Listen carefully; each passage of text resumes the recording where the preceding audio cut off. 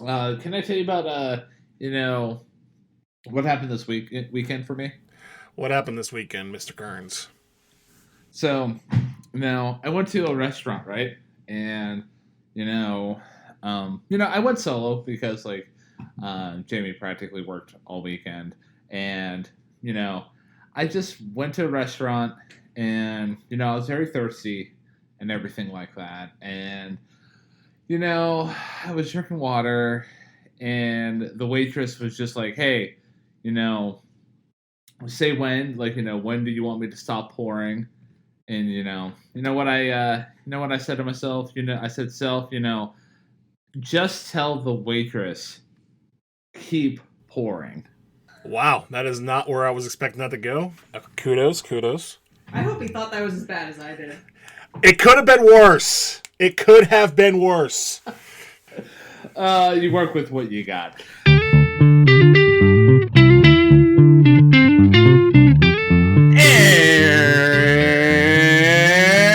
welcome back, everybody, to the best music podcast on all sides of planet Earth. The way that we defend that title is Matt and I go to Ukraine and we travel to Uganda. But, ladies and gentlemen, we know the geography of the world, so we take the long way around. This podcast is called Hey, Listen to This. And it is hosted by two dashingly good looking men who share the same middle name. I am the one. I am the only. I'm the one who, has started to draft in one of his actually two of his fantasy hockey leagues within the past, week or so, and feeling pretty good about his draft results so far. Ryan James Kearns. And I am the one, the only, the thank you for reminding me I need to get back to a certain commissioner about my status in the one and only draft that I'm doing this year, Matthew James Derzick. And for those of you who don't know what we do here on Hey, Listen to This, it's pretty much right there in the title. Every week, me and Ryan look at each other and say, hey, listen to this. That this being a music album of our selection that we go through track by track, note by note, lyric by lyric, and we pick out what we like, what we don't like, what we thought stood out, what we thought could have been improved, and everything else in between, including the funny stuff. So, with that being said, Ryan, what did we do last week here on Hey, Listen to This?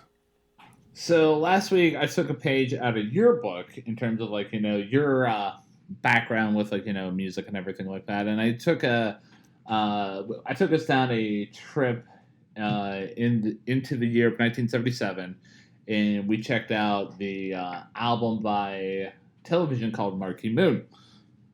Very happy walking away from the review, and I was very happy to fully dive into a record that years ago you introduced me to properly, and like I said in the review, I kind of listened to it once after you introduced me to it, and then I just threw it into the freezer, and one day I'll get back to it. And then we took it out of the freezer and we experienced that. I experienced that album last week alongside you, Matt. What were your thoughts about doing Television's Marquee Moon last week? My thoughts is that I was very happy we did that album. It's always been one of my favorites. And I'm not going to spoil too much onto what I thought about it being one of my favorites, but spoiler alert, it's one of my favorites. So, yeah, I'm glad you pulled that out of the freezer and we took a listen to that after thawing it out. And, yeah, I'm glad that this... I gotta say, you have had some pretty solid bangers throughout your little mini-series we've had so far. Yeah, thank you. And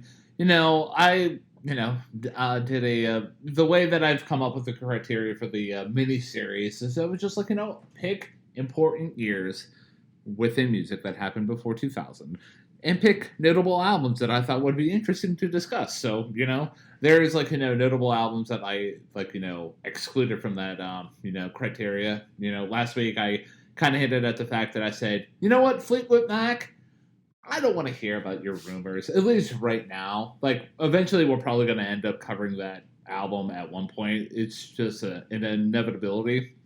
But, thank you for the compliment, man. I'm glad that, you've been appreciating the miniseries that I've been taking us on. So, that being said, though, it is time for you to, take us down another journey within your musical mind and your musical journey, your musical background.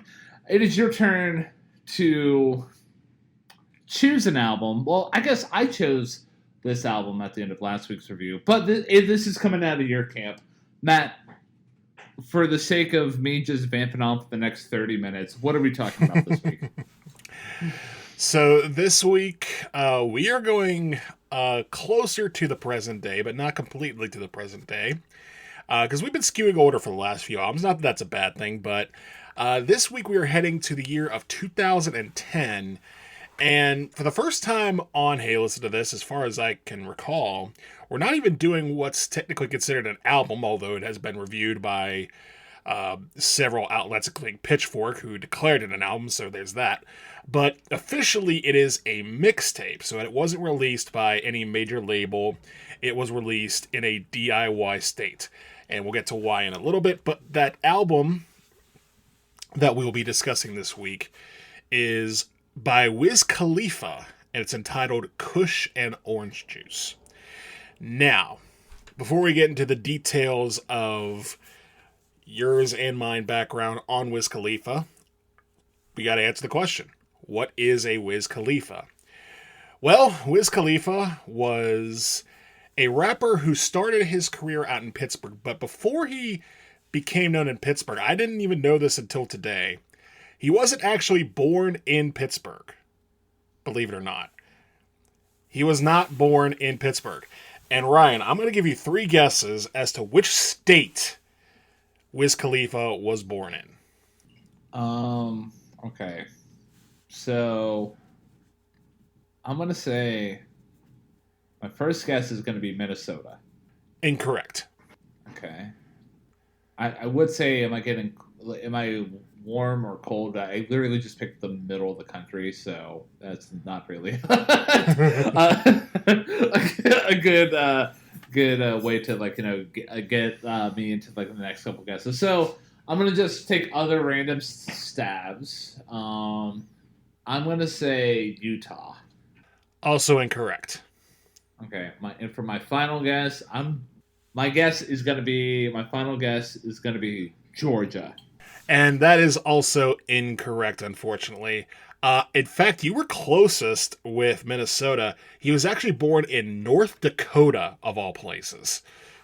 Oh, man. Shout out to people who are from or live in North Dakota. I hope you're doing well. I hope you're doing well, too. And no, your state isn't just being known for Fargo. But no, Wiz Khalifa was born in North Dakota because his father was in the military. So being a military kid, was born in a random place and went around random places until they finally settled down in the city of Pittsburgh, where he went to the Alderdice School District and would graduate from there and soon after start his rap career in earnest. Now, throughout the 2010s, or rather the 2000s, he had several mixtapes that featured different samples. And what was curious about making mixtapes at the time is that unlike albums and even rap albums that were professionally released by labels such as Warner Brothers or Universal, mixtapes didn't necessarily need any barriers in order to get released, because this was in the still newer ages of the internet, so you didn't have to really worry about any restrictions as far as what you could sample and how you could release it. So there was this website throughout the 2000s that became popular for rap mixtapes called DatPiff, if you are familiar with that at all, Ryan. I am not. Okay. So DatPiff was basically a site where rappers released mixtapes, and not just like a bunch of no names, like Wiz Khalifa was on there. I'm pretty sure Lil Wayne released a few mixtapes through DatPiff. So basically, if they were just thinking about chucking some stuff out and being like, hey, see you guys like this, that was their avenue for doing that. And that's what Wiz Khalifa did for several years. Then around 2008, 2009, he finally does get a record deal with Warner Brothers, to which he releases a couple albums. And they have some memorable hits on there, but nothing really that stands out as what we know Wiz Khalifa as today. Because he was still trying to break through the mainstream, still trying to break through with some big sound. But at the same time, in the late 2000s, rap wasn't really where Wiz Khalifa was trying to take it. I mean, for the most part, you still had sort of your artists like Kanye and Jay-Z, your big names like that. Lil Wayne was doing a lot of stuff with like the post-crunk era. And then also you have like more gruff guys like Rick Ross, 3 6 Mafia doing some sort of dirty South stuff.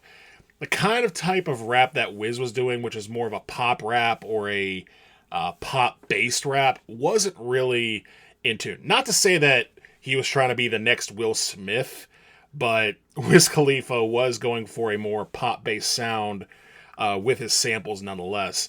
So after a couple albums, Warner Brothers drops him, and instead of releasing some sort of big-time middle finger to the label saying, how dare you drop me, now I'm going to prove to you who I really am, he just decided to prove who he really was and released this mixtape, Kush and Orange Juice, in 2010.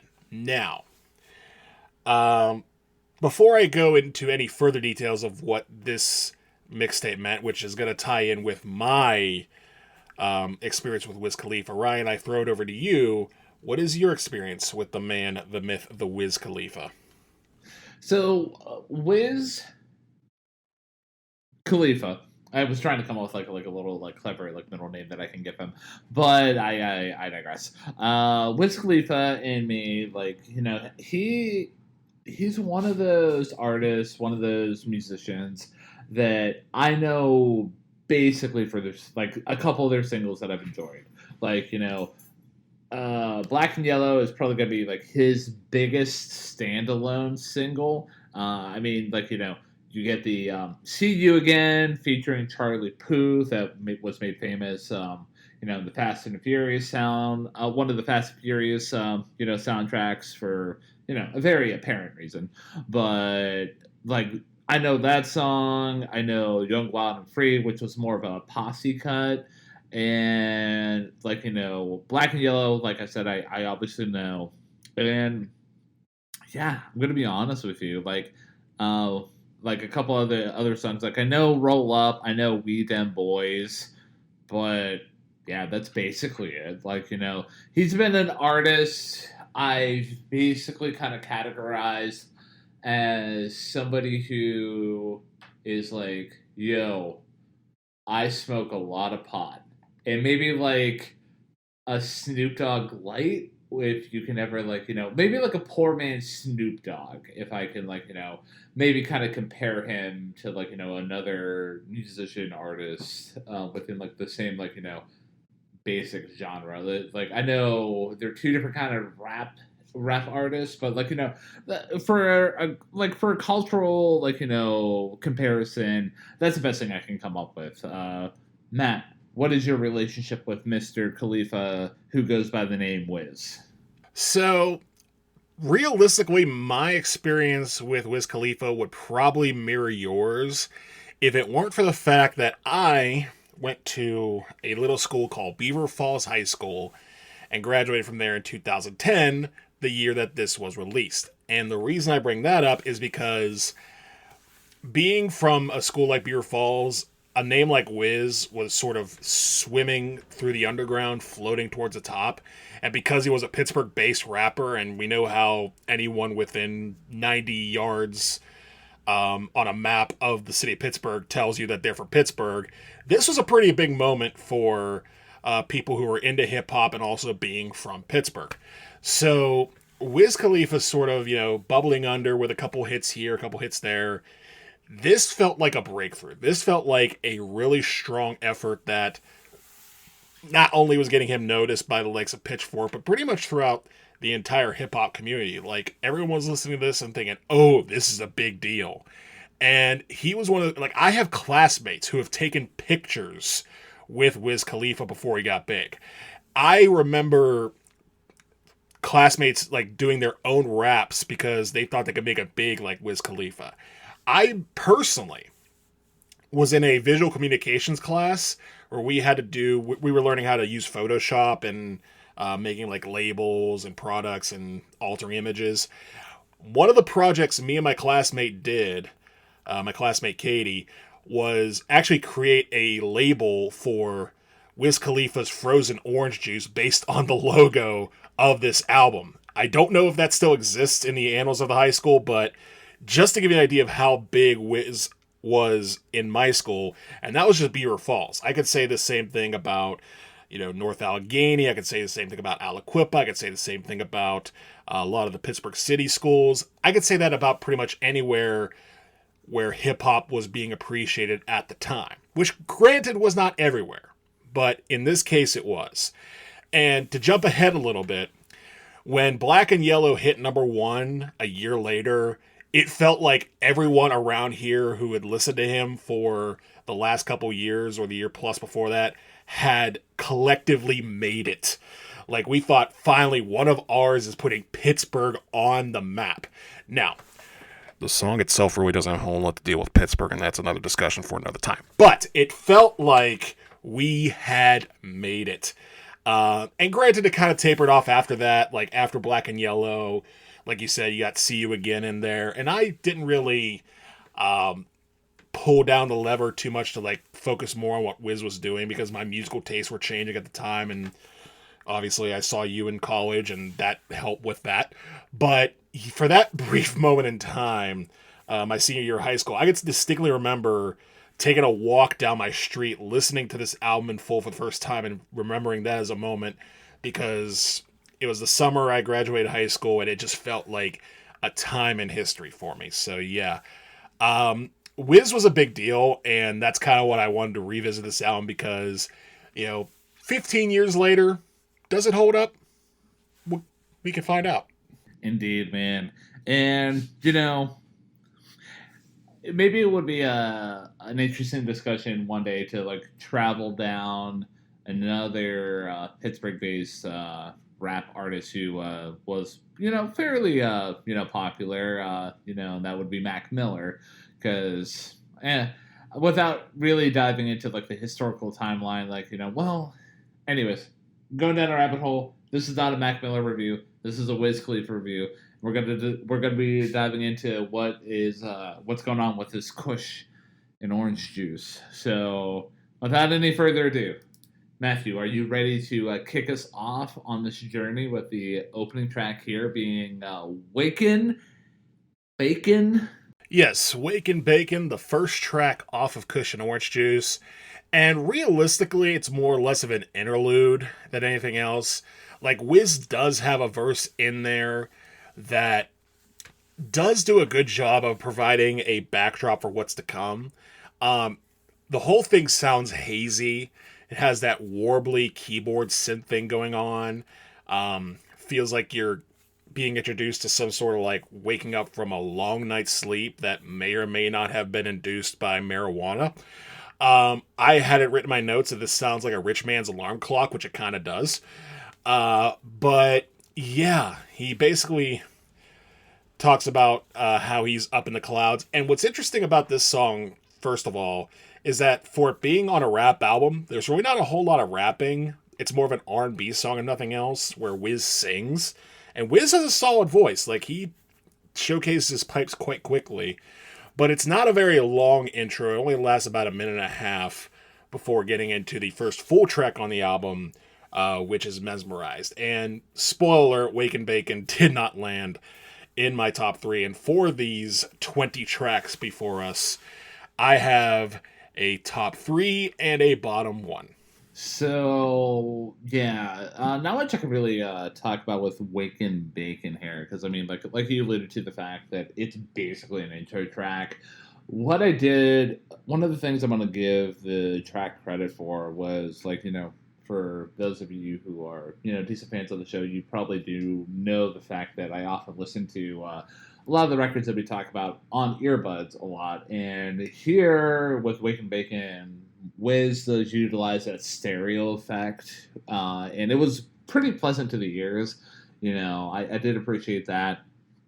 And yeah, I mean, overall, it does do the job, pretty well in setting the themes and the overall like sonic landscape, well, and like it wakes up the listener to what they're about to experience. And not much I can really dive into on the lyric front. I mean, they're pretty basic stoner level stuff. Like this is like, guess what? Wiz Khalifa likes to do weed. So, I mean, water's wet, and at nighttime it's dark. So, right. Facts are facts. So, yeah. So not much I can really dive into with Waken Baken here. So, if you're cool with it, I can dive into the next track here, which is Mezmorized. Go for it. So, with Mezmorized.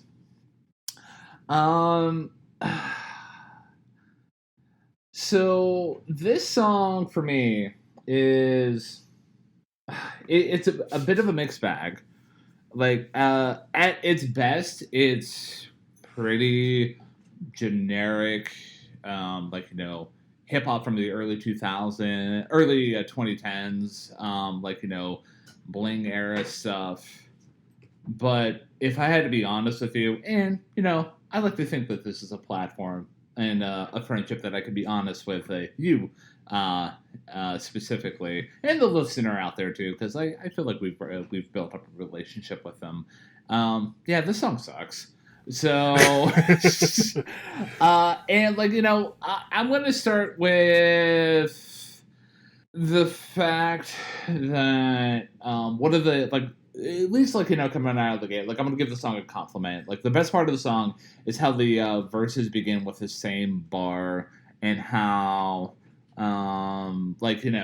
apparently the introduction of that bar I'm referencing is a riff off of Jay-Z's Big Pimpin', and I'm not going to recite that riff specifically, but for the listener out there, if you're curious, go Google search Big Pimpins by Jay-Z, and you'll know the comparison. You can see the structure that Wiz was going for here.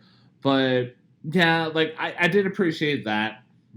But what I'm gonna go a step down in terms of maybe get into the criticisms about the track here. For me, the beat is pretty basic and awkward at points. And I do realize that this is a mixtape, so it's not going to have big production of the major studios and everything like that. But there was for lack of a better descriptor, a theremin effect at certain points where it's just little warblies here and there, and I felt like that was a bit distracting and a little bit it took me away from experiencing the track on a good level. I mean, if I had to throw one more good compliment here before I get into my main critiques about the track as a whole, Wiz, he sounds fine. His flow is pretty good. I do appreciate what he's bringing to the table on that front, but yeah, dude, the random laughs that we get in this track here are annoying. It's basically being for me, it comes off as Wiz being look at me, I'm high. Okay, this is funny. I'm not even gonna critique his opening monologue and his outro, because he randomly says macaroni at certain points. Well, at a certain point, I'm geez, okay, cool, whatever. And the rest of the song, though, is basically generic bling era garbage. I'm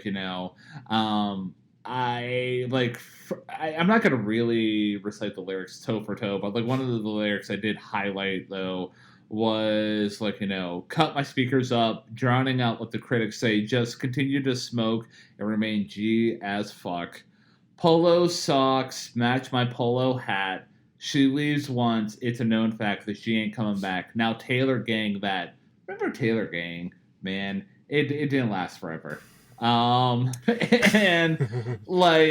for me, this song basically came across as Wiz trying to prove that he's a gangster and nothing more. And I feel like I've heard this song before throughout countless amount of examples that I can throw at you.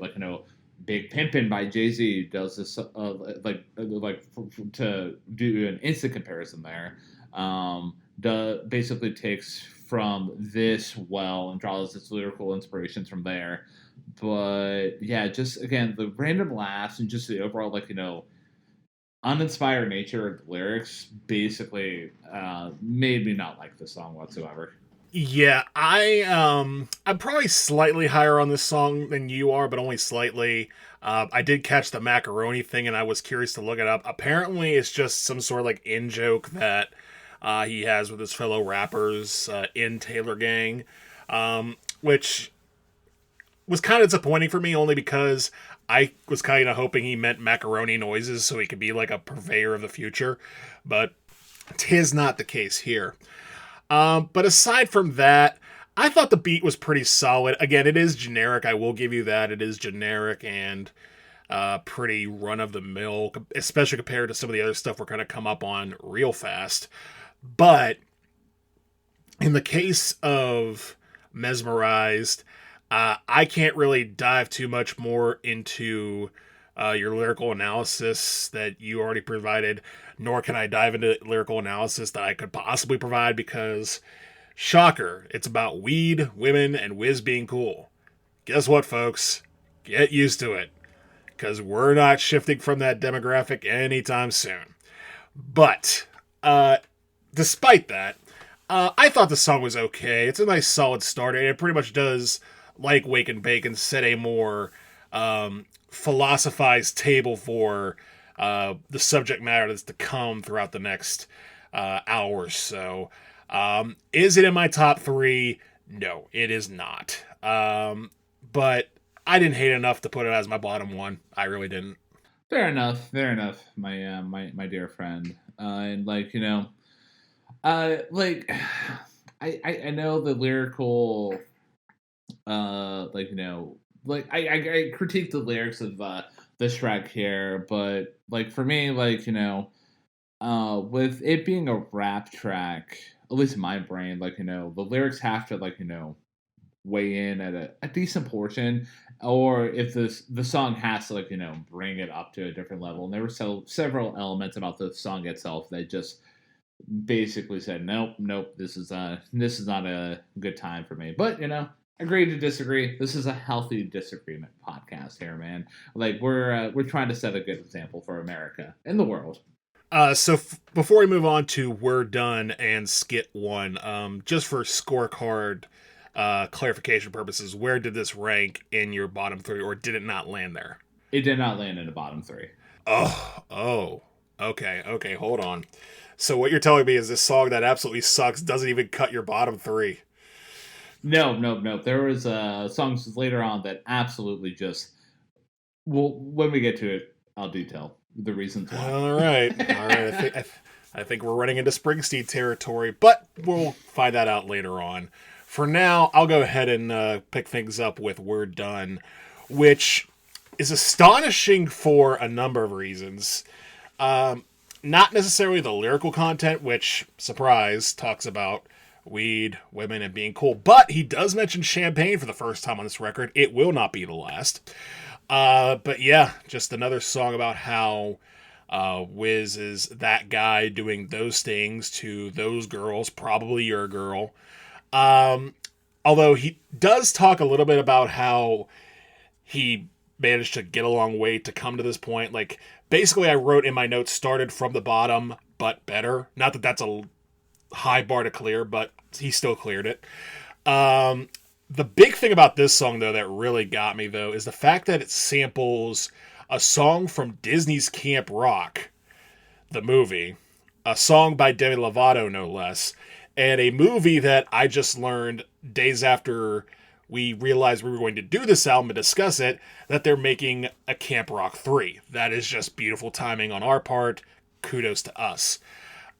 So yeah, that beat is actually, I think, really good.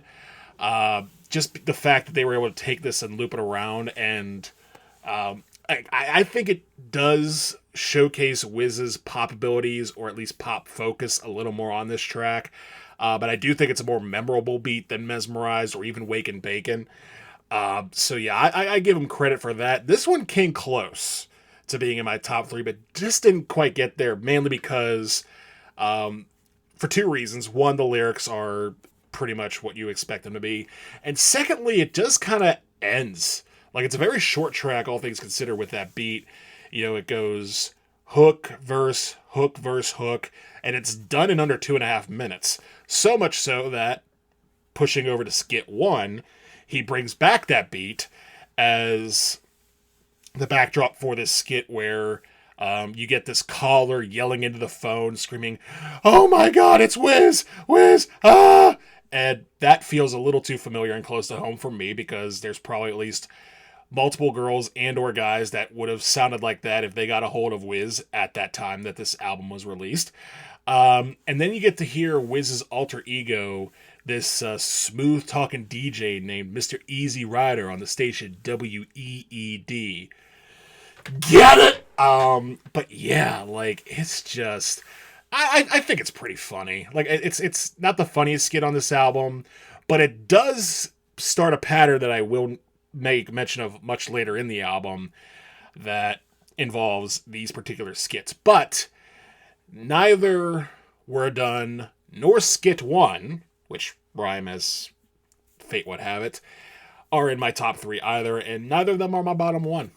I'm curious to see what the bottom one is, man. I wonder if it's going to be, one of my least favorite tracks, but we'll get to it when we get to it. But yeah, anyway, so for me, We're Done, featuring Demi Lovato. So fun fact, for those of you who are in YouTube Music, or I don't even know if this is the case on Spotify, because I since left Spotify at the beginning of the year, if I'm not mistaken. Not for the the ways that Daniel Ek decides to invest his money, just for the fact of their treatment of independent artists, but I digress. So anyways, so yeah, fun fact about We're Done here. When I try to look this up on YouTube Music, it's not on the actual album proper, or the mixtape proper. Like, this track is for some reason excluded. It might be for the Demi Lovato sample, it could be. I hope that's not the case, though, because honestly, the Demi Lovato sample is the best part about this whole track. It's pretty cool, and I like the overall beat, even though within the context of the chorus, it makes no sense. Just considering that you look at the chorus in itself, and it goes, "We're done, but it's not over. We'll start again after the end of the day. It keeps getting better. Don't be afraid, or we'll do it together." And then, I'm not going to repeat everything ad nauseam, but I didn't find the message in the chorus to be cohesive. But I mean, if you weren't thinking about it, I'm sure it was okay. And if you weren't listening to it, properly, if you just had it on in the background, it gets a point across. And, in the chorus itself, you get Wiz trying to be the own hype man there, and you get him mentioning about Taylor Gang, and oh man, Taylor Gang, man, such a short-lived experiment. So, anyways, yeah, outside of the Demi Lovato sample, again, the lyrics, I'm not gonna. Unless the lyrics stand out for a specific reason or another, I'm just gonna say the lyrics are what they are. They're basically not my cup of tea. I will say though, I do like the main critique about I have about the lyrics here, other than the fact that they're basically bling era generic stuff, is the fact that the overall lyrics give me the sense of a song that's supposed to be celebrating success, but the chorus kind of counteracts that, in my opinion, where it's just like, we're celebrating success, but we're talking about we're done, but it's not over. Like, I was kind of lost within the direction of the song on the lyrical nature. And also, dude, is Wiz gonna laugh in every song? Because if that's the case, like, it's gonna be pretty annoying. Not to sound like the laughing police, like, if someone has to express joy, they can. But I don't want to hear this in every single song. That's probably a weird representation of the laughs that Wiz did, like, randomly laugh in this track here. But yeah, we're done. Like, it's a mixed bag for me at best. I will say though, it's much better than the previous track, Mezmorized, though. And to boogie on over to Skit 1 though, like, I can't really comment on it further than what you've already laid down. But I do appreciate the fact that the radio segment utilized the previous track as a good pivot point here. So, like, I thought that was pretty clever. Yeah, my only wish between We're Done and Skit 1 is that they had at least, like, seamlessly done it like they would an actual radio. Like, because We're Done cuts off, it ends, and then the beat just kind of comes back. I wish they kind of would have smoothed that out a little bit. That's a small nitpick on my end. I think these tracks are all right, and I think the skit does have a little bit of humor to it. So if that is the case, I will kick it on over to you for The Statement, our next track. And yeah, the statement, man.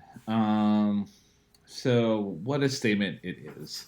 It's so much that sorry. I was trying to come up with a clever way to, like, segue into the track here. But for me, I'm gonna give credit where credit is due. Like, for as much as I do criticize Wiz about his lyrics, and they're pretty uninspired and pretty generic, but his flow is probably the best thing that I've found throughout, like, the majority of the tracks here. But, like, with the statement here, like, that's pretty much going to be the case. Like, I really loved what he had to bring to the table. Maybe not loved, but, like, it was an effective flow. Like, I did appreciate what he was producing there. The beat could have been, like, fine, but you get that weird theremin effect again that I described Mezmorized. Maybe that was him trying to illustrate the effects of being high.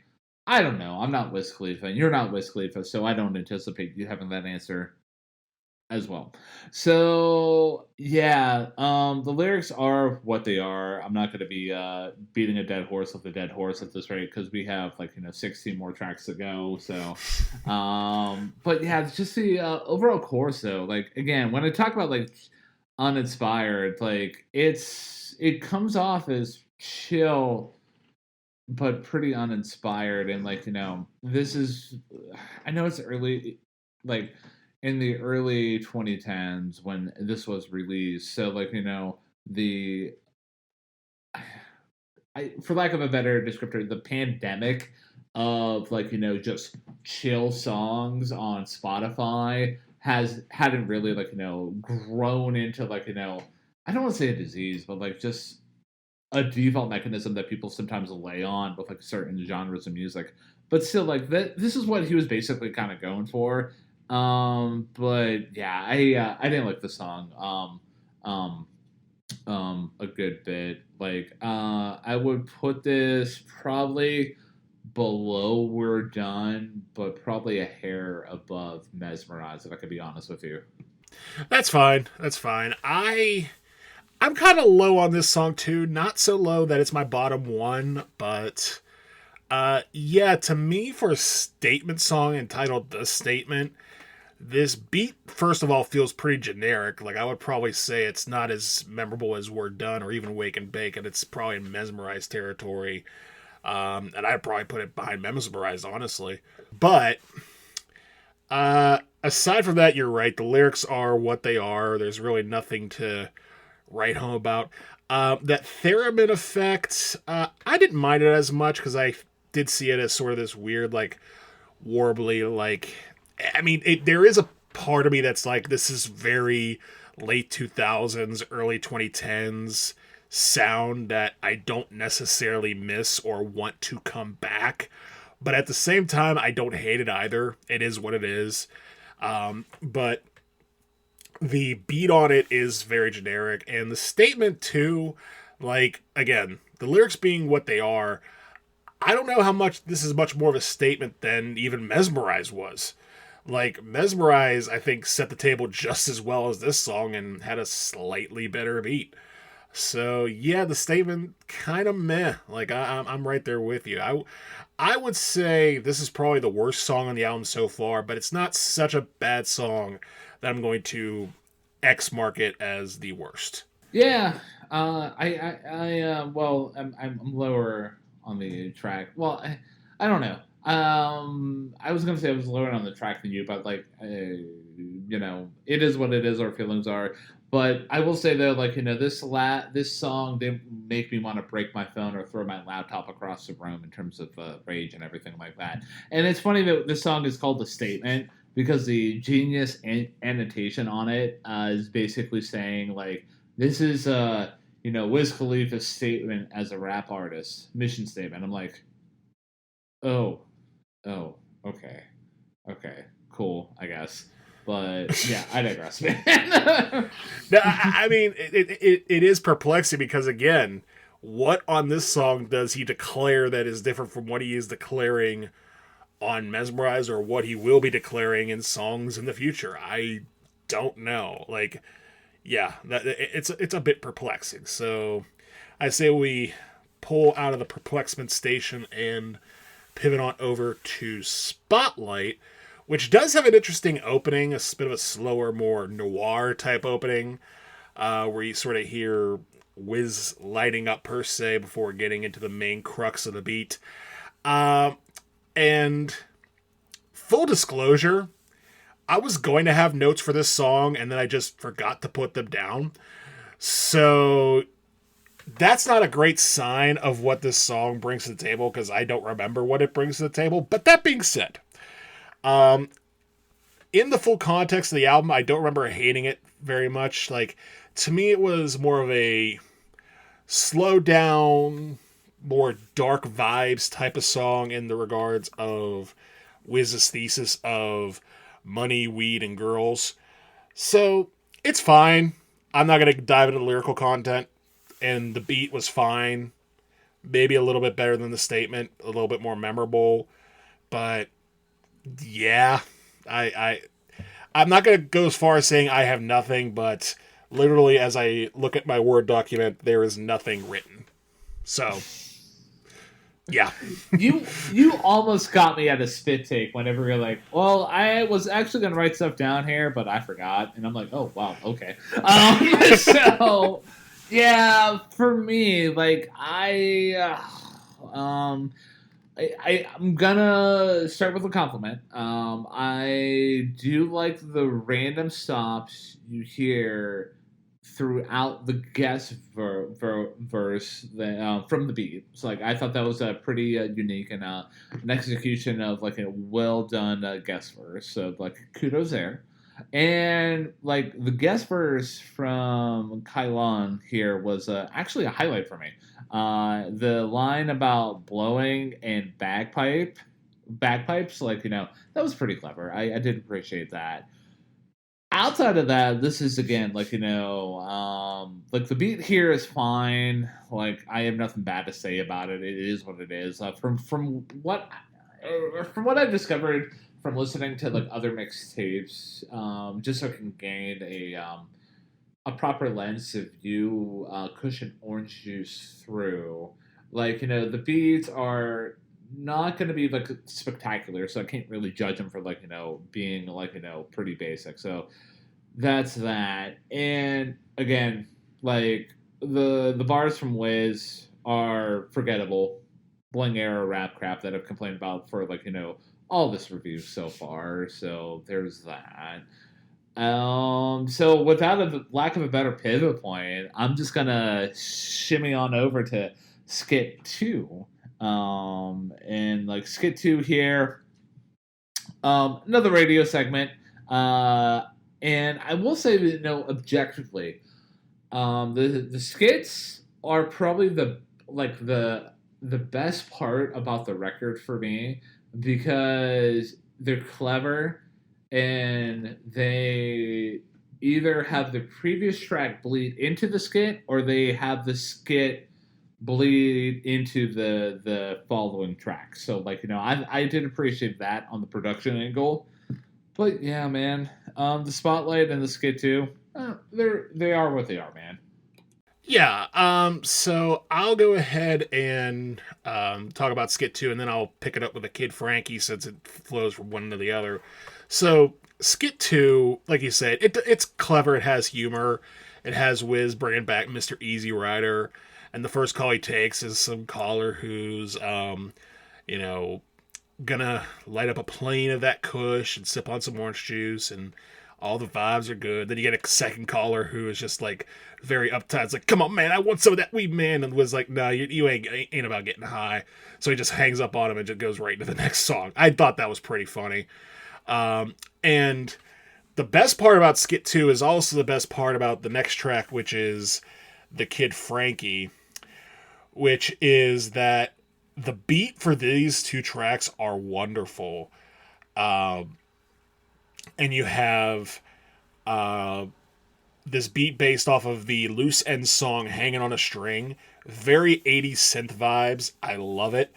And the chorus on this track is pretty nice too, with Wiz showing up his pipes once again. First time he's sang it a little bit, where he's singing about, being part of the gang and just keep on living it. But aside from that, though, if I'm being completely honest, this track did not land in my top 3 because the verses are exactly what you would expect the verses to be, and it's about weed and women and having that party lifestyle, Taylor gang or die. You get the point. So yeah, the lyrics didn't really separate themselves from one part or the other. But yeah, that the beat alone almost pushed this to the top 3, so it came real close. But yeah, Skit 2 and the Kid Frankie, probably the highlight of the album so far up to this point for me. I would say the highlight of the album so far for me, I'm going to stick with the We're Done, because I still did enjoy that Demi Lovato sample. Not so much to throw it into a top track spot for me, but talking about the Kid Frankie here, I agree with you. That beat is pretty good, and I did find myself enjoying random little details that were executed towards the ends of bars throughout the verses. So kudos to that. But yeah, the bars, like you said, they're basically are what they are, and I want to play a fun game with you, man. And you're not allowed to look at the lyrics here, okay? Okay, are you ready? I'm ready. All right. So with the Kid Frankie here, I'm gonna take a look here real quick. Okay. So I'm gonna give you 2 sets of bars here from what we've heard throughout the album so far,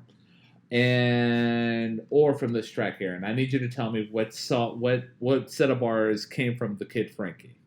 So the first set of bars that I'm going to throw at the listener and you for a fun game here is fast cars with bad broads in them. I proceed to smoke these trees and stuff piles of cheese in my 501 denim. Okay, so that's the first set of bars there. And the other one I want to compare it to, I don't know why I'm doing this. I thought it was fun. Is let your hair blow in the breeze. Roll some bomb-ass weed, get high, cruise out at jet speed, do it like I do it for TV. So what set of bars came from the Kid Frankie? The second set that I literally just got done saying, or the other one where they were talking about fast cars with bad broads in them? Okay, I think I see the point you're getting at here, but for the sake of the game, I am going to go with option number 1. So you are wrong. No.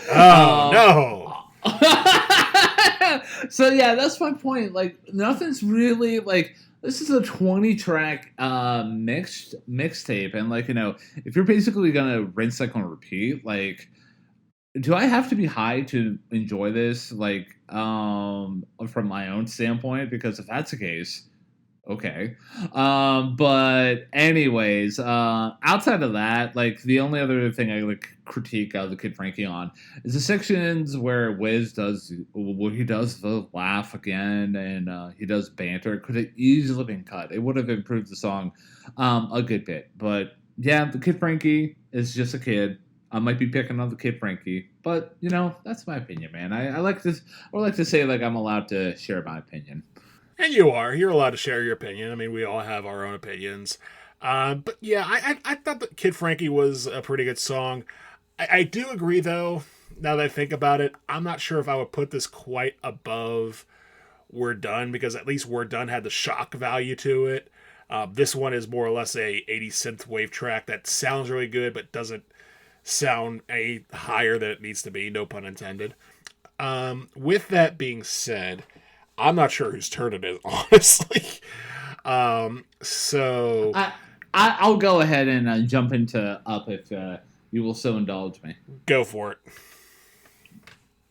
So Up, everybody's everybody's favorite Pixar film, man. What a good film, man. And yeah, that's the only thing I'm going to say that could have been good about the word Up here. But yeah, so Up.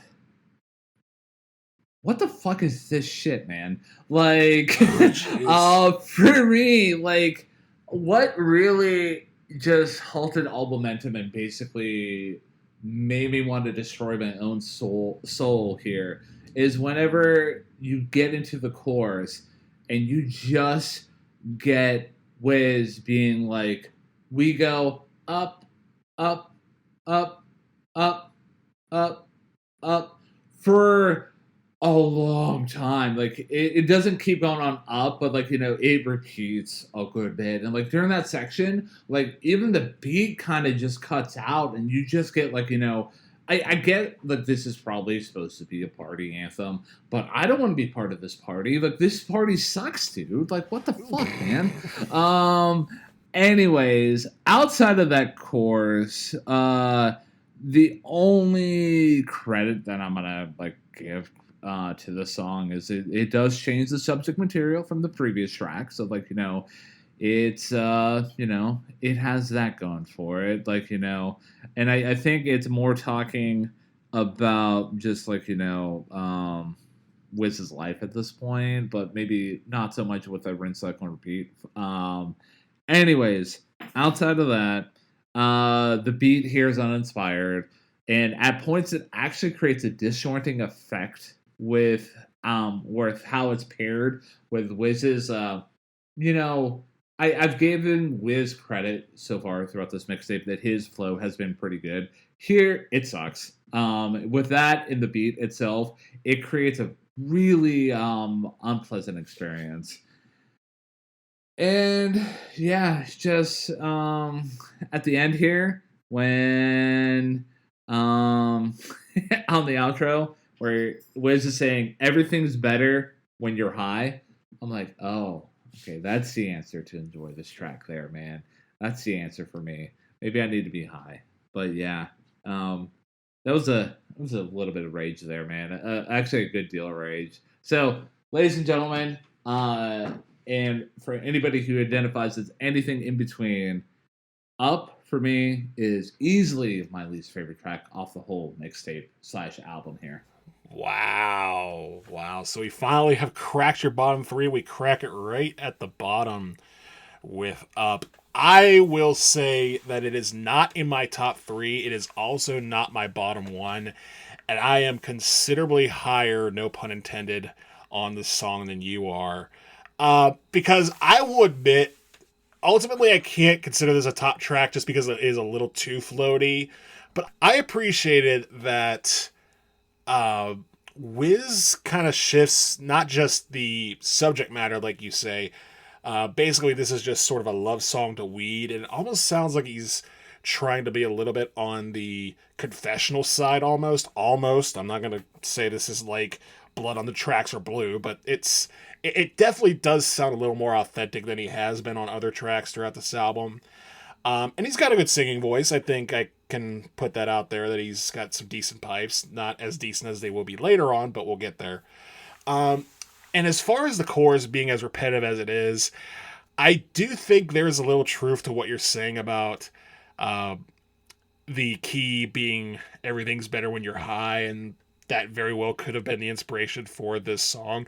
I could very much see him just like lying in bed with his voice recorder app on his phone, just singing this and being like, yeah, that's some good stuff, man. Then pick it up later and being like, you know what? I think we're going to make this a real thing. And then cutting this track.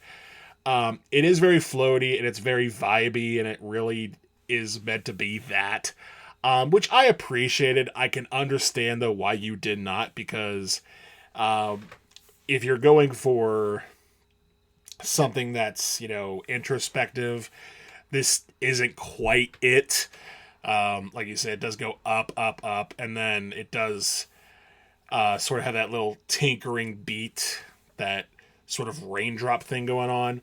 But I appreciate it for what it was. It's to me, I know you had some rage about this, but I would probably sneak it into the good song bucket if I'm being completely honest. It's not a, I think it's a good track. It's not a top track for me though, because it's very much just a floaty, just sort of vibes experience among all else.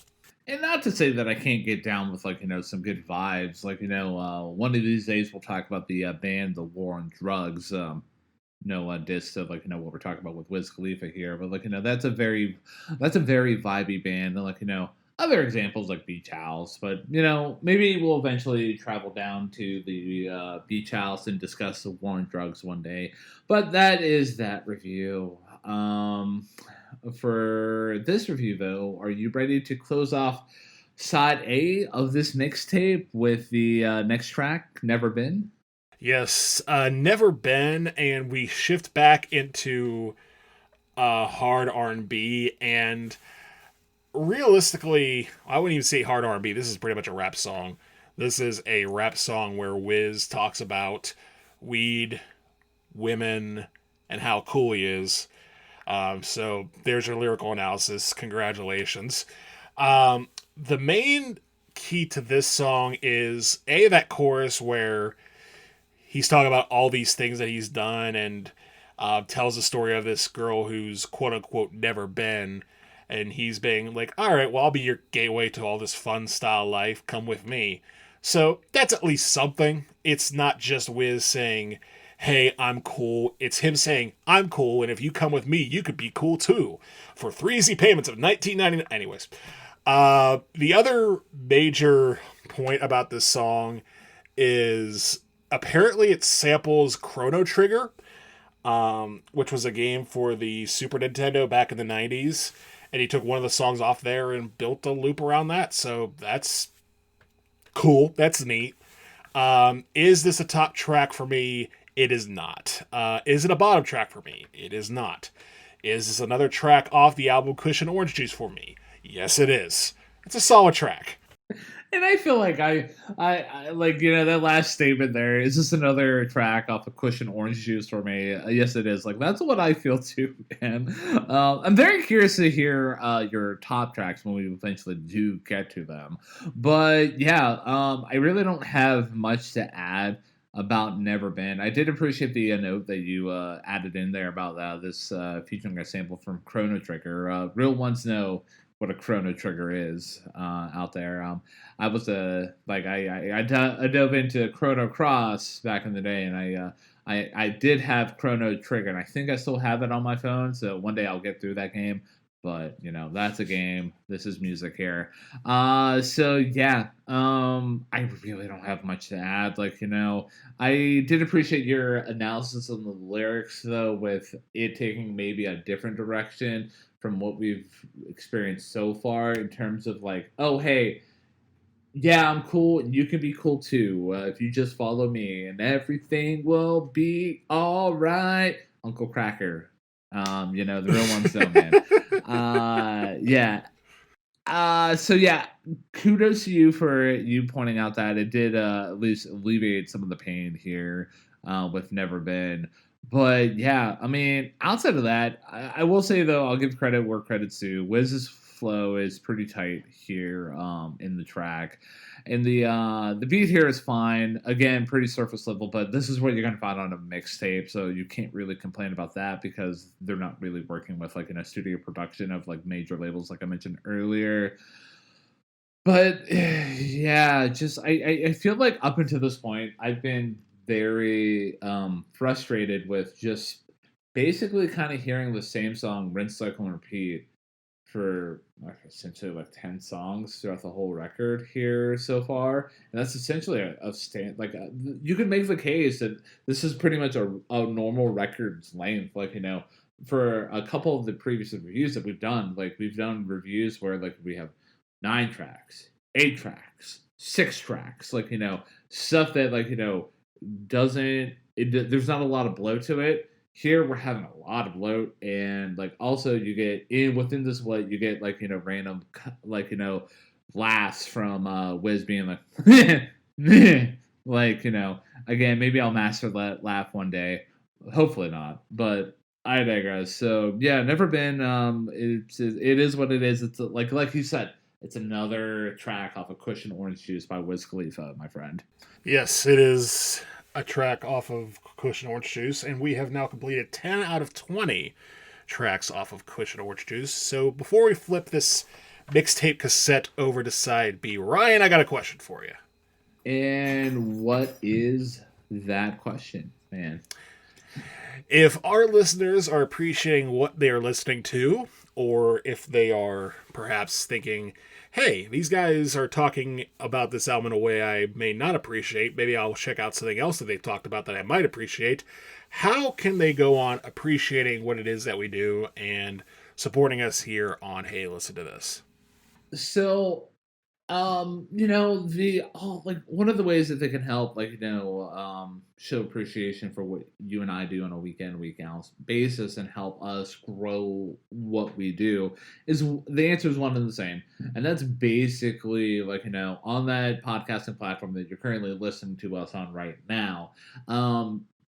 Scroll back throughout the episodes because we've run the gamut here pretty effectively so far. So I'm willing to bet the listeners out there $2 that there's going to be a review that we've done that the album and you would give us like at least a casual listen, if anything, maybe just put it on the background and like just like hear our dissection, or I mean if you're really that much of a fan of what we do and like really want to hear what our thoughts and opinions are, listen to it and like really just listen to what we have to say, like that means a lot too. But the main thing that we want to with this show here is we want to turn people onto music and we want to express our feelings about music. I mean that's essentially the plot of the show. In other ways that can help support us other than scrolling through our back catalog and check out what we have going on throughout it is just on that podcasting platform of choice, do whatever action that you gotta take to make sure that you stay up to date with our episodes, whether that's a subscribe, a follow, even if you've gotta for some weird reason on YouTube where if you gotta subscribe and click that bell for notifications whenever we upload episodes, do that. And speaking about YouTube, if you're listening to this on the YouTube, make sure you give this video a thumbs up and throw a comment down in the comment section down below. What you thought about the review? What you thought about our opinions so far throughout the record? And if the podcasting platform of choice you're currently listening to us on right now allows you to leave a positive review, that goes a long way and help us get picked up by the appropriate channels so we don't end up getting canceled one day like one Jimmy Kimmel. Actually, he's back. He is back. You might have heard of him. He is back. Shady's back, man. Yeah. And if you guys are curious about other things that we got going on other than like audio content and you want to keep up to date with us on other platforms, we're on social medias. We're on Facebook, Instagram, Threads, and Blue Sky. And our tagline on there is ttheylisten. Give us a follow on there. Engage with our content. Not only do we post about episodes that we release, but we post articles about albums that we're about to review. We do retrospectives, like, hey, a year ago we did this, and also when there's a random anniversary for an album that we've covered in the past, we link into our review about that, and encourage listeners to revisit those albums. And for the dear listener out there who's just like, you know what? I have a very eclectic taste, and I want these guys to cover this one random album from the Boards of Canada. We have an email box. The email is ttheylisten@gmail.com.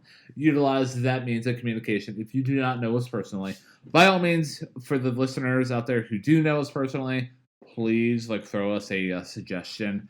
If you want us to cover a specific album, we would love to cover a listener request. And after we get done with this mini series that I have, basically taken us on, we might dive into some listener suggestions just for the fun of it.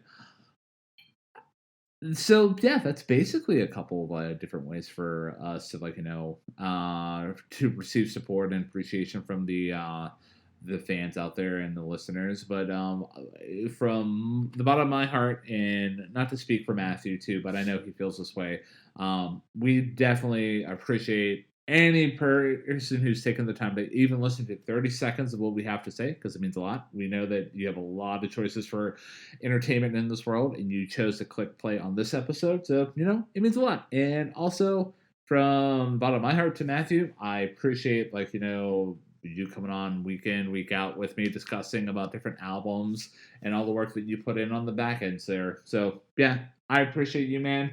And it's been a blast. It has been a blast, and I appreciate you being my co-host throughout all of this, even going back years before that in our WGEV days. We've been doing this for quite some time. And again, to our listeners, like you said, thank you for supporting us, because, again, we're just two dudes who like to talk about music. We're not sponsored by any major corporation or podcast syndicate. We're just two guys, and we're just talking about music, and we're currently talking about, or trying to at least, talk about Wiz Khalifa's Kush and Orange Juice from 2010.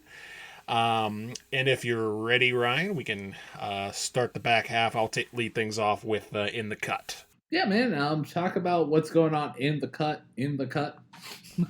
Yeah, In the Cut, musically speaking, or at least sample speaking, I did not know this until I looked it up. It is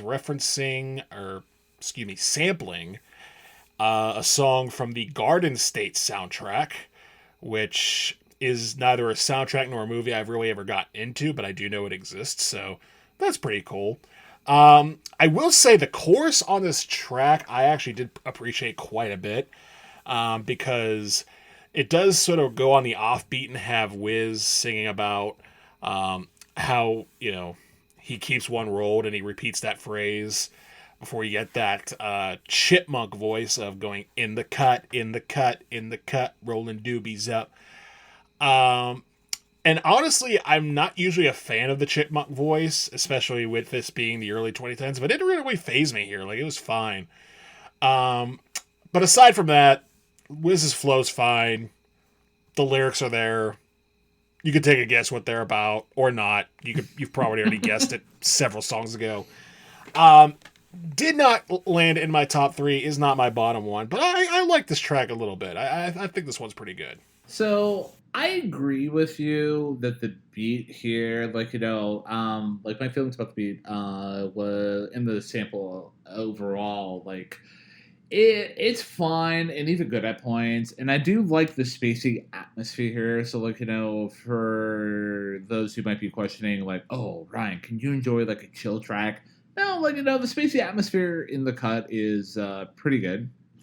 And the flow from Wiz, I'm gonna give credit where credit is due, is pretty good. And I do like the call and response dynamic here. For those of you who are super fans of the show, that's very much Ryan Kern's Coded 101. If you make a track like that and you execute the call and response pretty effectively, not always, see our Jelly Roll review for that, rebuke that I have about Call and Response at the end of that album, chances are I'm going to enjoy the track. But yeah, I'm not going to really dive into the lyrics because, again, beating a dead horse with a dead horse. But it's just, again, I'm going to disagree with you about the chorus. Like, I found the chorus to be pretty annoying. Like, it's mindless, and that chipmunk voice was... I did not like it quite a bit. And also, like, not to sound like a madman, and not to turn this into the Public Enemy episode where, like, one random things here or there, like, just really sync tracks for me. But I just, again, can't stand the random laughs. And also, alongside of that, whenever I know it's very much of its time, and I know what Wiz was going for here, but the Taylor Gang for life, random shout outs throughout this track, like, okay, like, I shout out to Taylor Gang. You were a short-lived project, I guess. Actually, I don't know what's going on with Taylor Gang right now. I know, like, it's not nearly talked about. Like, it didn't last, like, probably outside of that decade. But I digress about that. The only other thing I gotta say about In the Cut is it did land in another bottom track territory for me, and I actually changed my rating here because I wasn't gonna put this as my second least favorite track. But there was enough elements for me to, basically say, no, I'm gonna raise it one up in terms of appreciation. So yeah, as weird as that sounds, yeah, In the Cut is my third least favorite track off the whole record. So a couple things. First of all, I know you have a bottom three. Do you have a top anything for this album? A wizard never reveals his secrets. Okay. All right. just making sure. I'm sure there may be some whiteout being applied to some of the scorecards later, but that's fine.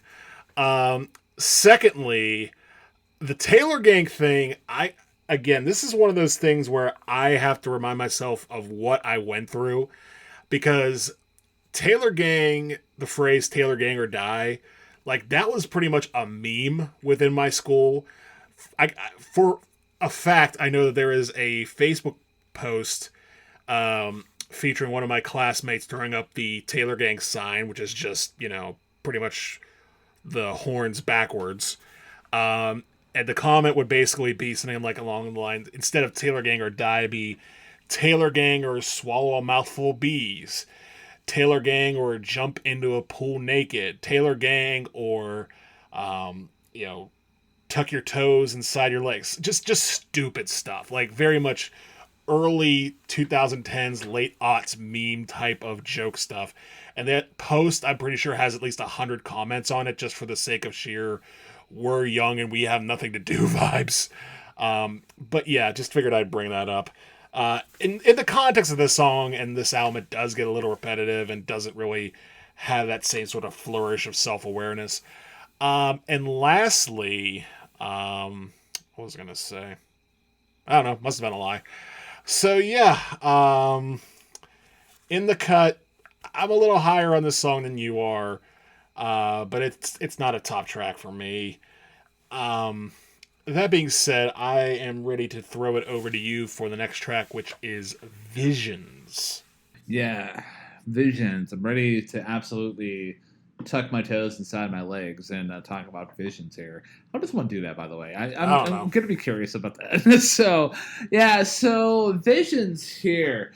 I really have no beefs with it. It's fine. I do like what Wiz is bringing to the table here, and I'm curious to see if this is going to be a top track for you. But for me, fleshing my thoughts about Visions here out further. Again, the flow from Wiz is pretty good, and I actually like up the change up in material here.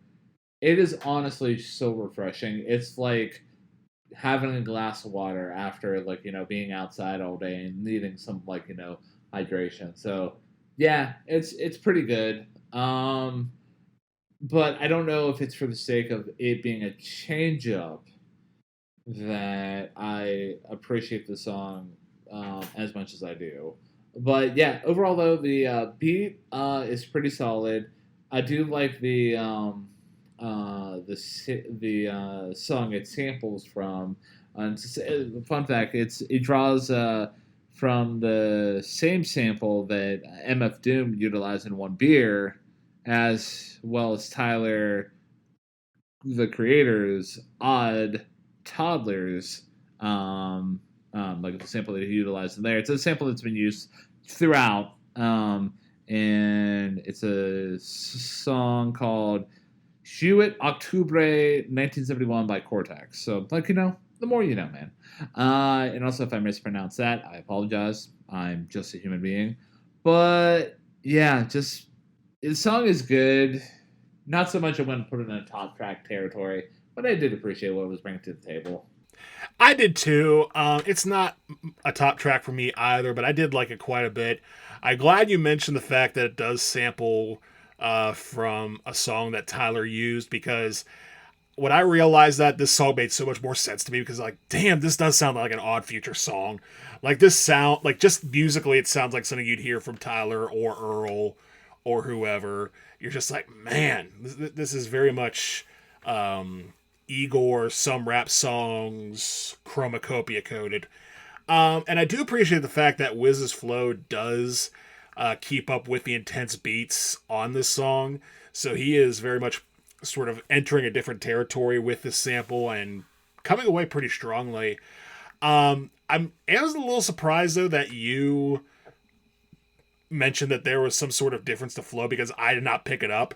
I literally have written my notes, there are lyrics to this song, because to me it hasn't differentiated as much. I may have to go back to this song to figure that out, but to me this just felt like another sort of braggadocious track, not in a bad way, but in a solid way. So yeah, Visions I appreciated quite a bit, and I did appreciate at least the musical change of pace that we were getting compared to what we had before. And the lyrical one, I'm glad you picked up on it, and perhaps maybe if I go back to this, I'll have to figure that out myself. Yeah, the lyrical content though, like just to hint at like the change of pace, like yeah, it kind of can come across as braggadocious, but if you listen in a little bit further and actually like like take a look at the lyric sheet, like it's more talk about like Wiz has come up in like his battles to get where he is today. So like I did appreciate that, but yeah, again another mixed bag song for me, which I guess for me in this review, it's the good song bucket in terms of like a group of songs that I'm gonna put into a bucket. So it's a mixed bag bucket. It's a mixed bag of mixed songs. It's a mixed bag bucket. That is a term that we have dropped tonight. I love it. I love it. It's a mixed bag, but it's also a bucket. So I'm just gonna go ahead and pivot on over to Still Blazin'. And this track, when I picked this song or this album up a few years ago for the first time in a while, I had forgotten about this song. And this song, you want to talk about braggadocious? The opening lines are basically him saying, you complain about a weed song, well, here comes weed song. Basically, he's taunting us for being as repetitive as he is, saying, all right, well, here's another weed song. Screw you. And honestly, as far as weed songs go, this is one of the best ones on the album, because it does have that really strong sort of harder Bob Marley type of hook. It's not obviously Bob Marley, but it does have that vibe of Jamaican patois on the chorus. And I like how it goes from the sample to Wiz singing, because Wiz does sound good singing, and then just halfway through what you think is going to be the finished part of the chorus, it just cuts into him rapping. I really did appreciate that quite a bit. And also I did appreciate the lyrics too. I mean, surprise, he says it's a weed song. It's a song about weed. But it's almost to the point where he's very confident in what he's talking about. Like, he's talking about how, he's about that life, even when it gets to the point of, I need to do things that need to get done, bills need to get paid, but I'm still blazing. And you're sitting here feeling so amazing that I still keep blazing. Like, he's basically saying, listen, I'm not just all about smoking that weed. I am better at smoking weed than you will ever be. Like, I did appreciate that as a solid point. I thought the music was good. And here we are. We have arrived at one of my top 3 songs on the album. And I have Still Blazin' at number 2. All right, so this is going to be awkward. Really? Really? Are we completing your trilogy here? So, yeah, we're completing my trilogy. So, I'm not even going to bury the lead there.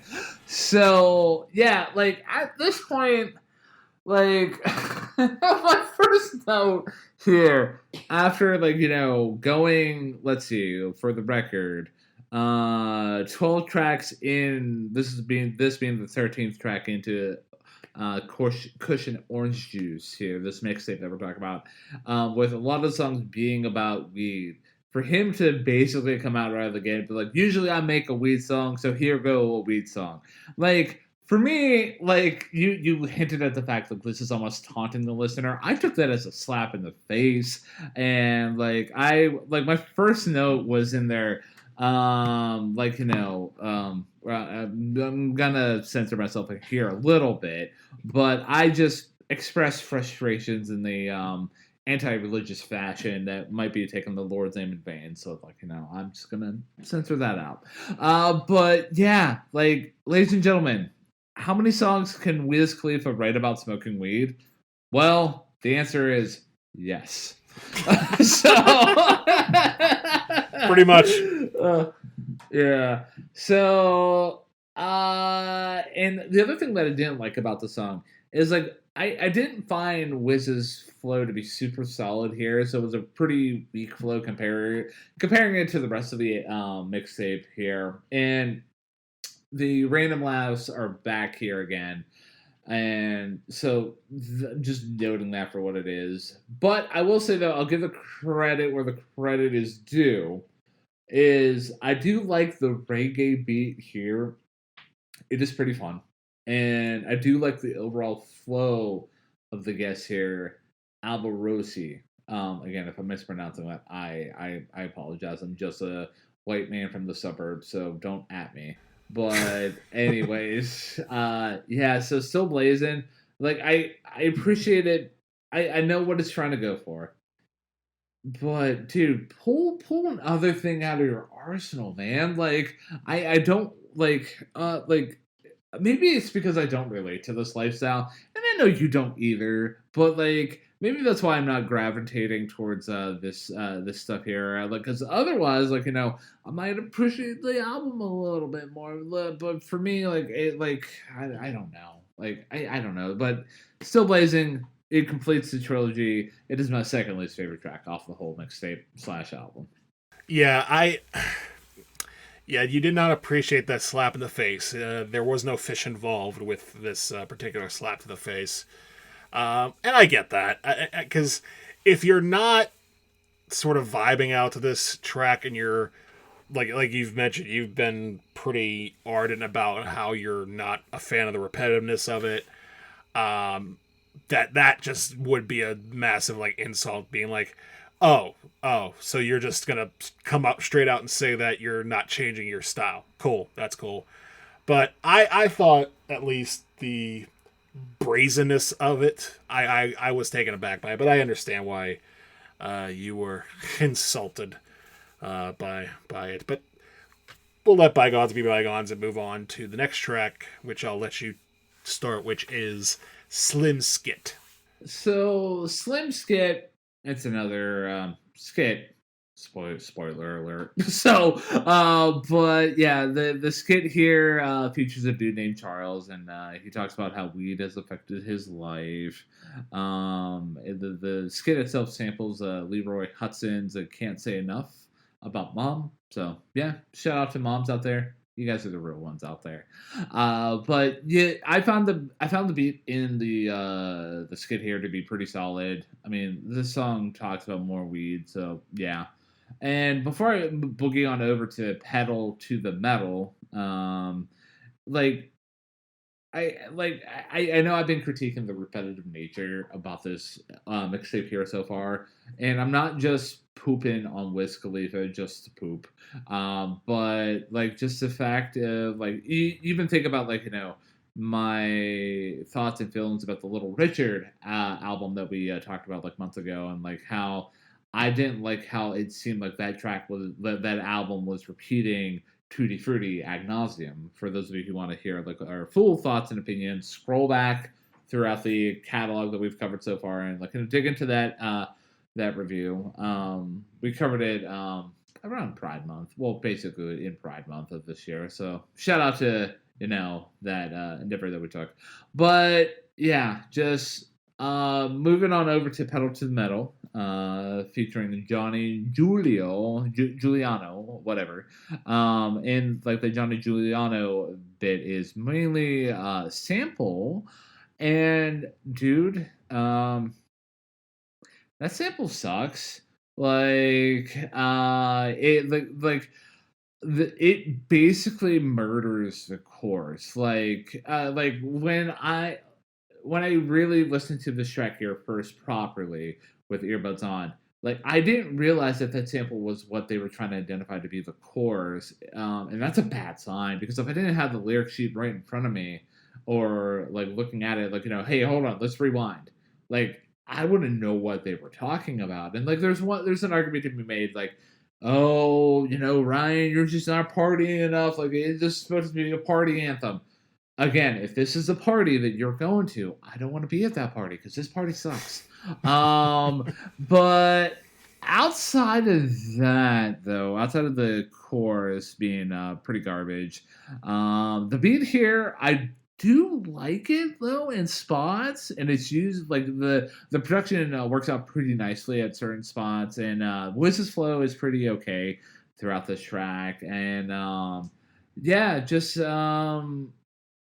for me, this is going to the mixed bag song bucket for me because there's moments where it absolutely craps to bed, but there's other stuff that makes it stand out from the majority of the mixtape here so far. So yeah, Pedal to the Metal. It is what it is. It's another track off of Wiz Khalifa's Kush and Orange Juice. And for me, I'll start with Slim Skit because there is a lot that you said that I do agree with. The fact that, yes, he's talking about weed again. Yes, the sample sounds good. But I would say the sample sounds really, really good. It is very pure old school soul. And the way that Wiz adopts that Slim character to sort of pull back a little bit does add a little bit of context to what he's going for. Like, he's pretending to be this guy that works hard to make ends meet, and he's frustrated that his woman won't roll up his trees for him. I thought that was kind of an interesting story.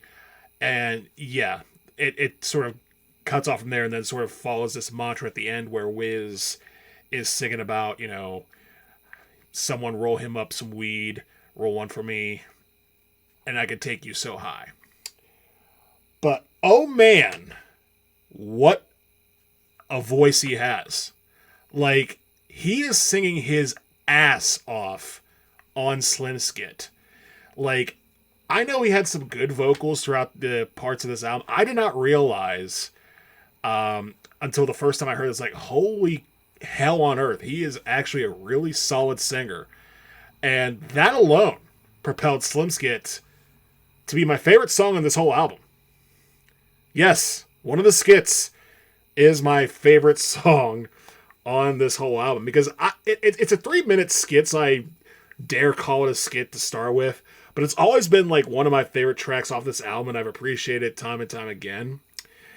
And to me, it's just so weird. It's surprising in that note. On the contrast, you have Pedal to the Metal, which I've said this quite a bit in past reviews, where Juxtaposition does songs dirtier than others, and I think Juxtaposition does do the song dirty. However, that excuse only goes so far because Juxtaposition doesn't matter if the song sounds good. And you're right, Ryan. This does not sound good. This track sounds like ass. For several reasons. First of all, the fact I just didn't like the hard shift back to not just hardcore rap and generic late aughts, early 2010s rap, but also just Wiz sounds very generic here. Like, I thought his flow was very run of the mill, even compared to songs like Word Done or even In the Cut. I thought this just sounded as bare bones as it got. And that sample, I agree with you. It sounds like something you would hear from the Gym Class Heroes circa 2007. And that is not a compliment. So yeah, I did not like Pedal to the Metal at all, and we go right from the top, right to the bottom. Pedal to the Metal, my least favorite track off Kush and Orange Juice.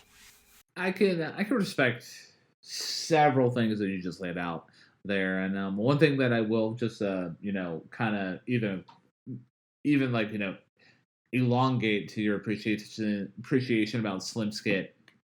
It's not really like it's pretty much on the nose calling it a Slim Skit because it's the longest skit on the record. But I would maybe consider going back to Slim Skit just to like dive into that and to hear really focusing on what Wiz was delivering there vocally. So you've piqued my curiosity. So this mixtape is gonna earn a 3-minute re-listen, maybe. But well then.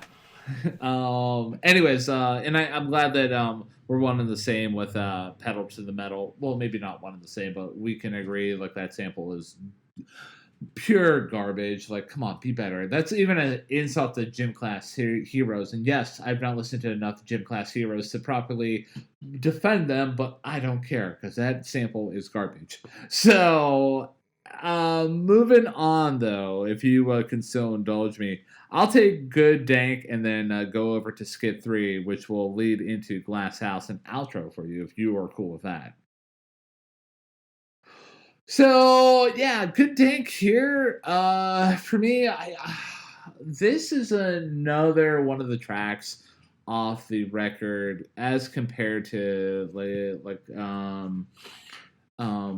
Visions here, where like I think just the fact that we got something different here did make me appreciate the track just a little bit more.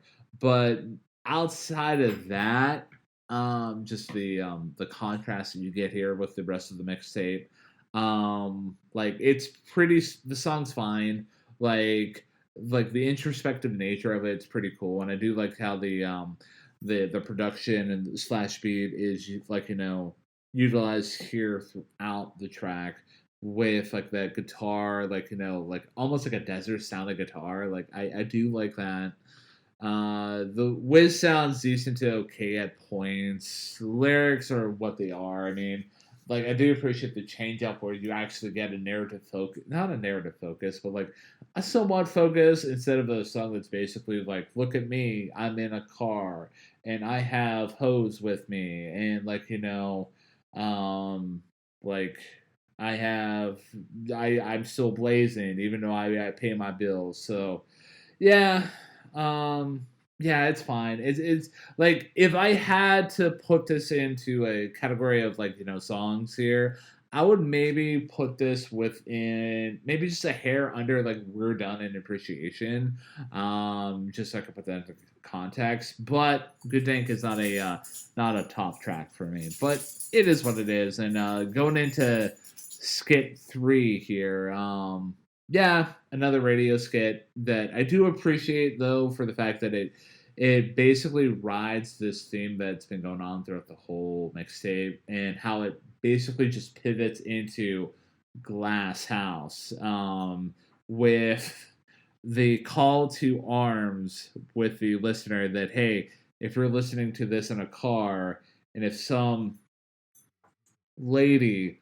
owes you money, turn this crap up. Like, I did appreciate that. I thought that was a nice segue into Glass House. But yeah, eh, those are my thoughts about Good Dank and Skit 3, man. Well, how did you feel about them? So Good Dank, to me, it felt like the track that, as far as slow songs on this album, kind of put it all together. Because you have the sort of floatiness of Up that sort of hinted at where this could go, but it was way too unfocused for it to be a top track. Before that, you had a track such as Spotlight, where he's sort of doing the slow thing, but at a much more like harder tempo. Here, I really appreciate the fact that not only is the guitar sounding good, like you said, but this is a bold move for Wiz to sing the song without any type of beat or drums, and basically making the guitar and the vibes his beat. I thought that was a bold move, and I think it pays off pretty well. And the stripped down nature does make the scene more confessional, particularly on the back end of the chorus where he's talking about this life is all I know. Like, whenever he sings that, I was like, dang, like this feels deep. It may not be deep, but it feels deep, and that counts for something. So yeah, Good Dank did just enough to slide into my top three at number three. So my scorecard is filled out. Um, and as far as Skit 3, I agree with you. And something I've noticed with both Skit 3 and Skit 2 is that they did what I hoped would be done after we're done into Skit 1, which is the perfect flow transition between songs. And that beat is really good. I would say he has saved his skits for the best beats on the album, per se, if not the best songs. So yeah, like he has done a good job with that particular insight. And like you said, that intro where he's saying, we got some gorilla pimping stuff going on here, and if someone owes you money, turn this up. I thought that was pretty cool too. And then you get into Glass House itself a lot, which I'll just go right into. I would say this is one of, if not the best beats and hooks on this entire album. Because you do have, I believe it is Big Crit doing that particular verse. That is the hook, along with the third verse of this song. And overall, the flow of him and Currency are pretty good. So why is this not in my top three? Because honestly, for many years, this was probably going to be an easy top three for me. But I got to face facts about this song. Number one, the rapping, as solid as the flow is lyrically pretty generic. And secondly, and most importantly, of the three rappers that are on this track, Wiz comes in third place. And for this to be on a Wiz Khalifa album, because here's a little insight that I figured out later on, is that this was not originally a track meant for Kush and Orange Juice. This was a track meant for, I believe, Big Crit album. And so this is just a carryover from that, and was like, hey, I like this. Can I use it on mine? They were probably like, yeah, sure. But I don't know why Wiz would have put this on this album, just because the beat is so good, which it is. It's a very good beat. But Wiz himself is not very good. Like, his flow is very choppy. It's very basic and standard. It doesn't feel like it's flowing with the beat that much. And he's kind of wasting the beat, if I'm being a little honest with you. And also, he mentions Pittsburgh for the first time all album, and I'm kind of disappointed by that. For a rapper who made his name being like, hey, I'm from Pittsburgh, and he doesn't mention Pittsburgh until like the penultimate full track on this album. Not the penultimate track, but we'll explain. But yeah, I thought that was rough. You could tell that this wasn't meant to be on this album, and Wiz just said, to hell with it, let's put it on here. And that did kind of make me feel a little disappointed. This is an easy number 4 for me if we're going by that, but the fact that it sort of is a wolf in sheep's clothing among the rest of the tracks on this album did kind of take it down just out of my top 3. I'm glad that you illustrated the fact that Wiz is the worst rapper on Glass House here because yeah, I agree with you. Like his flow on his verse is subpar to bad, and I found the guest verses to be pretty okay in terms of this execution. Lyrics are what they are. Like at this point, I'm not gonna fight that fight. I'm just gonna say that for those of you listening up to this point, you probably know what my feelings are. But one thing I will say though that made this song land into the mixed bag song bucket here for me is the fact that the production on here is probably the best that we found throughout the whole mixtape. If I'm going to be honest with you, and like the overall beat is pretty solid, but I really did enjoy the DJ effect that you got on the chorus. It really kind of harkened back to like I don't want to say like old school hip hop vibes, but like definitely it made the track be a pleasant experience for me. But not so much so that it landed in a top track contention for me by any means. But again, this is going to the mixed bag song bucket for me. So and pivoting on over to outro though. I mean, not much to say here other than it's a rehash of the intro Waken Baken, and guess what? Wiz is high, and he talks about being high up in the clouds.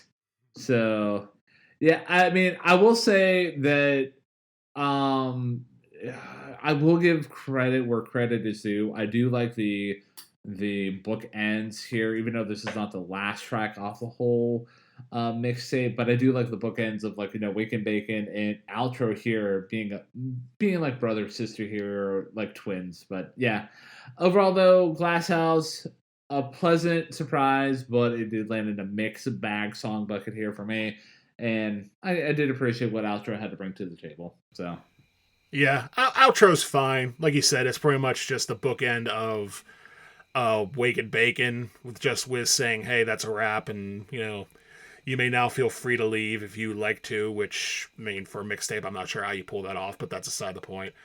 But yeah, it is what it is. And I'll just go ahead and pivot right into the final track, which is Supply featuring Nesby Phipps. And I will say, having outro come before this does make this feel slightly like a bonus track, and in a good way. Like, this is sort of like, hey, here's the stuff you're not supposed to hear, This is some bonus stuff. And I do like how minimalist it is, because it doesn't have a whole lot of a beat to it. It has some drums, a little bit of synth going on. And Nesby Phipps does a really good job flow-wise. His lyrics are okay, but his flow is much better than his lyrics. And then it gets to Wiz, who, surprise, surprise, he's talking about weed and how cool he is. But the hook on this track is pretty solid, with it being, Wiz with that stutter vocal that he has in there. I thought that was pretty cool. I really don't have a whole lot else to say about this song, though, in particular. It's a solid bonus track and a solid little Easter egg at the end of this buffet of Kush and orange juice.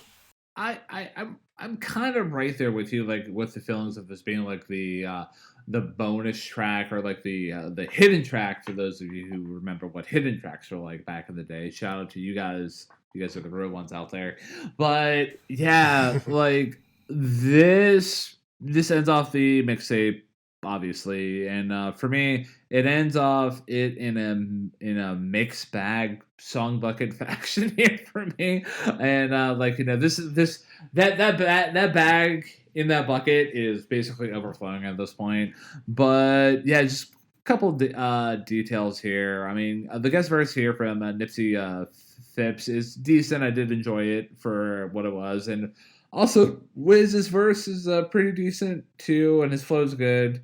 And the chorus is I did enjoy the chorus as well. But the production, like overall though, I did like the strip back nature of it at some points, but it was decent, but nothing crazy good. I feel like though, like at this point, within the context of listening to the mixtape, I'm basically kind of exhausted because like maybe if you would like supply this earlier on in the mixtape, I would appreciate it maybe a little bit more, but we've reached the end of the mixtape as a whole, and I'm like, okay, I'm ready for a nap, man. Like, I just want to not experience this mixtape again, because it took a chunk out of me, man. But yeah, Supply, another mixed bag for me. Well, you are my friend, Ryan, and I appreciate your peace and comfort. So, for your sake, I will declare that scorecards have been filled out, I guess. And 20 tracks up, 20 tracks down, and I will let you say those three magic words. We did it. We did it, man. We took a trip to 2010 and tried out some of that Kush and orange juice from a musical perspective, not from a literal perspective, because we're not that type of people. I mean, I like orange juice, but the other thing, so yeah, I am going to let you go first on this one because I am curious to see what your overall rating for this mixed bag of buckets of an album, as you've been saying, is. All right. So thank you for allowing me to go first here. And dear listener Matt out there, you kind of pointed out the fact that the scorecards were filled out. And for those of you playing at home, you might notice something completely unique about this specific review and this specific episode. For the first time, I think in the history of our show, one of us doesn't have a top track throughout like their side of the review. I only have a bottom three, and like I couldn't do it in good conscience. Like I did appreciate, like I did have good things to say about "We're Done" and a couple other tracks off the record, but there were several moments within those tracks specifically that made it unpleasant to listen to. So I can't, in good conscience, name it a good track or a favorite track. And the rest of the LP, the rest, not even, well, the rest of the album, the rest of the mixtape here, like there's several moments like I joked about the mix song, the mixed bag song bucket, but it's a lot of bloat with Wiz talking about like bling era stuff like drugs, girls, and like just how successful he is, and I feel like this is what rap music sounds like to people who don't like rap music. They associate this with that. And I mean, I can't blame him for like, for lack of a better comparison. I mean, for those of you who listen to like, and Matt can attest to this, like I did not have a positive experience listening to this mixtape here. And, there were moments where like I legitimately typed "what the shit" into like a couple of, like the tracks here, like my track notes here, like "Up" was awful, "In the Cut" and "Still Blazin'," like the bottom three that I mentioned, like I was visibly like angry because it was that bad. But yeah, overall though, like for lack of no other descriptor there, I'm just gonna give an overall rating. And so like with Kush and Orange Juice by Wiz Khalifa, I'm gonna give a 3 out of 10. Whoa! Wow! If you put your ear to the ground, you will hear the collective sphincters of Mumford & Sons relaxing at that announcement. The champion has been dethroned. Wow, 3 out of 10. That is... So no matter what I'm about to say, this is easily going to be the biggest disagreement number-wise we have ever had. Because I appreciated this album considerably more than you do, and I do apologize that you did not like this album as much as you... I kind of hoped you... I just think it's suspicious you weren't going to like it that much. I didn't realize you were going to dislike it this much. But for me...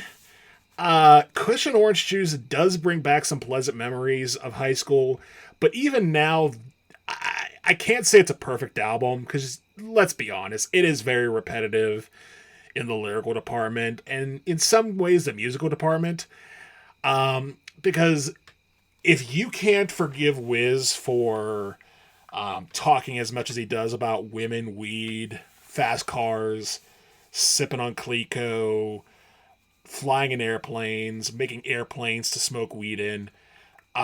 You know, you're not going to like this album very much. I can forgive him to an extent, though, because I kind of expect it from him. And what you end up having, in my opinion, is an album where the whole is much, much greater than the sum of its parts. Because if you're taking a walk or mowing the lawn or killing time on the city bus, this is a pretty good album to vibe out to. It is not a lyrical masterpiece. It is not a, very deep album lyrically. But as far as concept album goes, and yes, I am going to call this a concept album, it at least flows a little bit more than two I can mention off the top of my head, which are Kenny Rogers' The Gambler and also Kilroy Was Here by Styx. They may have better songs on those albums, but here you have an album that is dedicated to what it says it is. Smoking weed, being cool. And I did appreciate the fact that, at least on a good half of the songs, the tones were a lot more R&B based, a lot more old school soul based, instead of just the traditional trap you would hear around this era. I did appreciate that. All of that to say, I am going to give Kush and Orange Juice by Wiz Khalifa a 7.5 out of 10.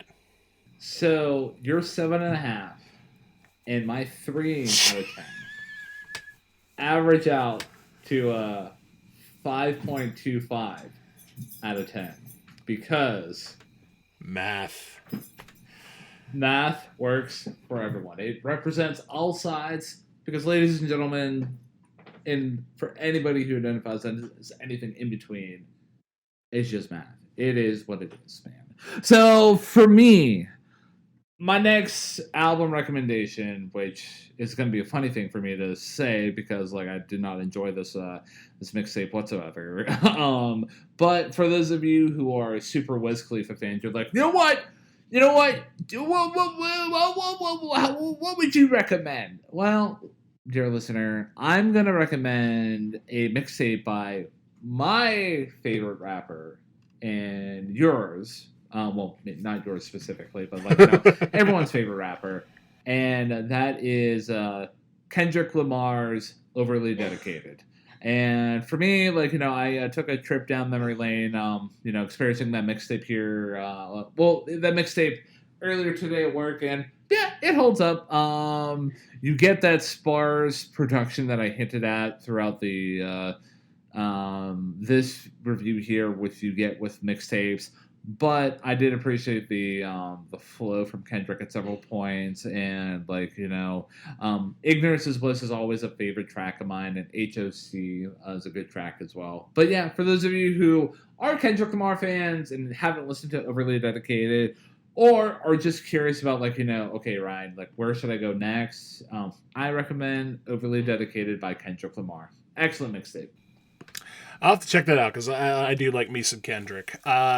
For me, I had a few options that I considered for my next recommendation, but I couldn't choose any of them in good faith.